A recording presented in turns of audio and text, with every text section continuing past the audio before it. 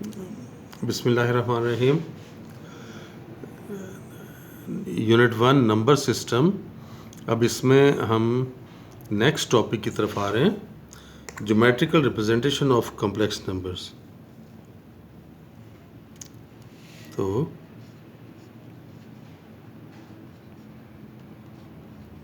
Geometrical representation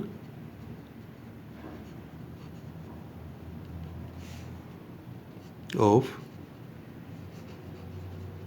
complex numbers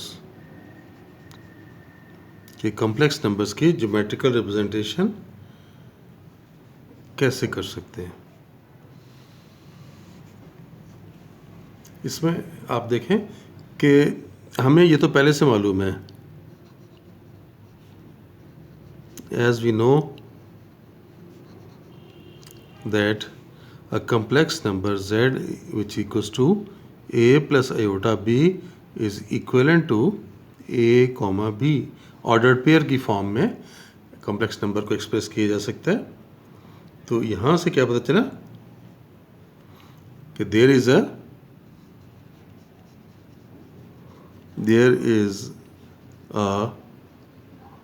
1-1 correspondence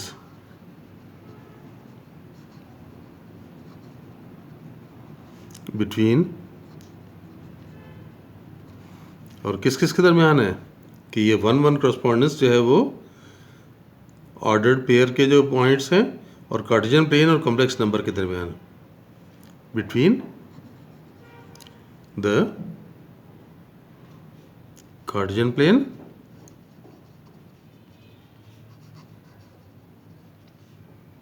and the complex numbers, कि ये इनके दरमियान 1-1 correspondence मौजूद है। यहाँ पे हम क्या कह सकते हैं? So we can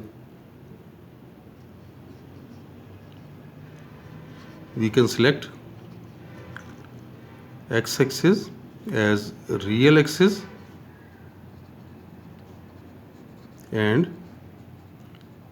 y axis as imaginary axis।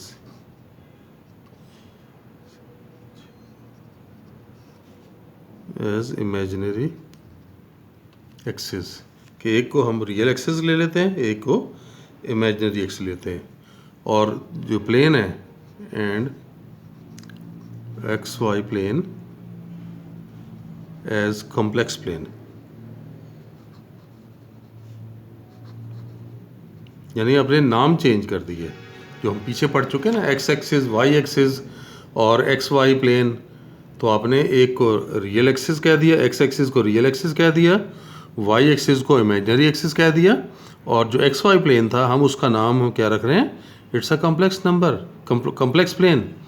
तो अब इसके अंदर इस कॉम्प्लेक्स प्लेन में अगर हम किसी कॉम्प्लेक्स नंबर को जाहिर करेंगे तो वो जो रिप्रेजेंटेशन है वो आर्गन डायग्राम कहलाती है। तो यहाँ पे हम उस बात को यहाँ लिख लेते हैं कि द फिगर, कौन सी फिगर? जो कि रिप्रेजेंट कर रही है the figure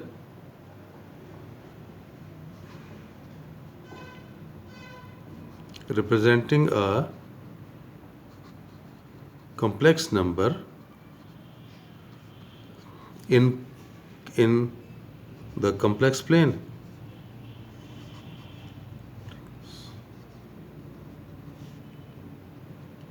is called Argand diagram. तो इसे हम नाम देते हैं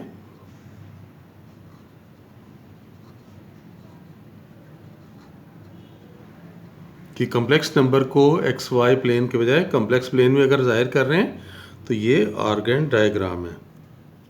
और आर्गन डायग्राम में एक्स एक्सिस रियल एक्सिस है और वाई एक्सिस इमेजिनरी एक्सिस है। अब इसी को देख लें, अगर हम इसी को यहाँ पे जाहिर करें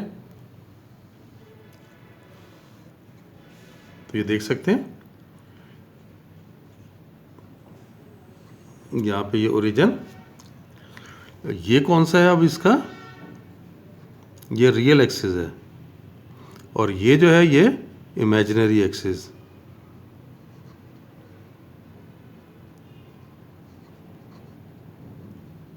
ये उसका इमेजिनरी एक्सिस है।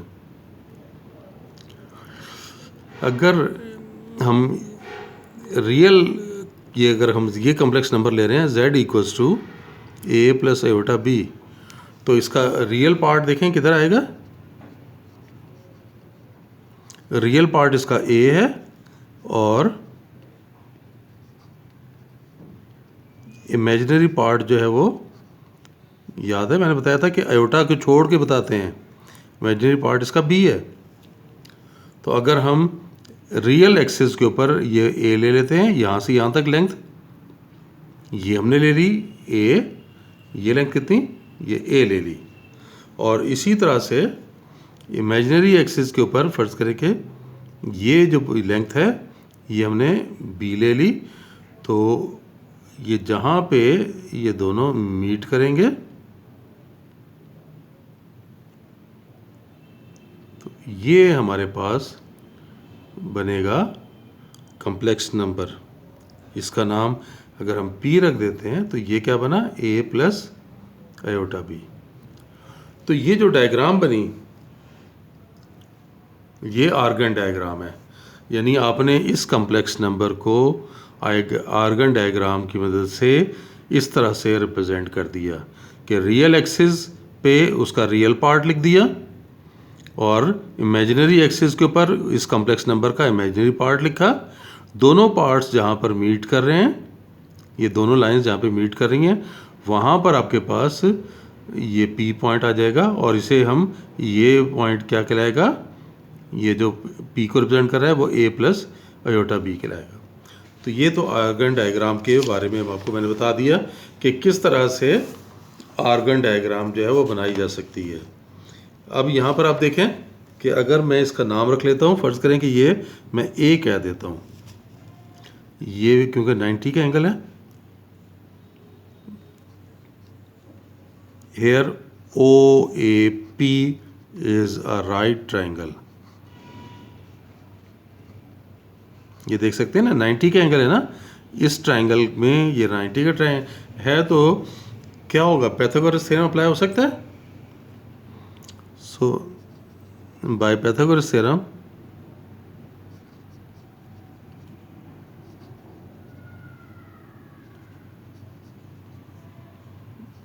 OP square equals to OA square plus AP square. ये OP स्क्वायर, OA हमें पता है ये A है तो A स्क्वायर, और ये AP और ये इक्वल है ना, ये दोनों इक्वल हैं तो ये B है प्लस B स्क्वायर। आप स्क्वायर रूट ले लें तो OP आपके पास आ गया square root of A square plus B square. और ये जो वैल्यू है ये उस कॉम्प्लेक्स नंबर की एब्सोल्यूट वैल्यू कहलाती है। तो ये कहलाएगा which is called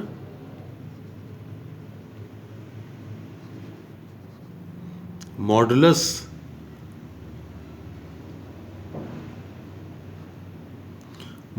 off z, कि इस कॉम्प्लेक्स नंबर का ये मॉडुलस है। तो मॉडुलस ऑफ z आप इस तरह से ज़ाहिर कर लेंगे, ये देखें ऐसे। और इसमें a क्या था, ये देखें a क्या था, रियल पार्ट, और b क्या है, इमेजिनरी पार्ट।